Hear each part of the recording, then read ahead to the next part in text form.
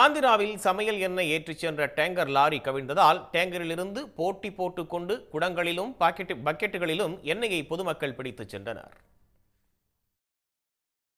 பல்நாடு மாவட்டம் ராஜுபாலம் அடுத்த பெத்தநமலிபுரம் அருகே சமையல் எண்ணெய் ஏற்றி சென்ற டேங்கர் லாரி கவிழ்ந்து விபத்துக்குள்ளானது. இந்த தகவல் பரவியதும் பாக்கெட் குடங்களுடன் திரண்ட அப்பகுதி மக்கள் போட்டி போட்டுக்கொண்டு டேங்கரில் இருந்து சமையல் எண்ணெயை நிரப்பிச் சென்றனர்.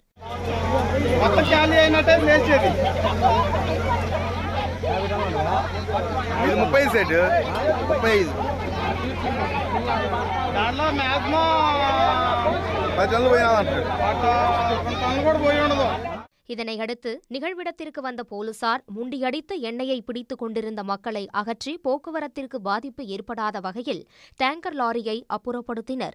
லாரி கவிழ்ந்த விபத்தால் பல கிலோமீட்டர் தொலைவுக்கு வாகனங்கள் நகர முடியாமல் போக்குவரத்து தடைப்பட்டது. போலீசார் விசாரணையில் லாரி சென்று கொண்டிருந்த போது குறுக்கே பைக் ஒன்று வந்ததால் மோதலை தவிர்க்க ஓட்டுநர் முற்பட்டபோது கட்டுப்பாட்டை இழந்து லாரி கவிழ்ந்துள்ளது.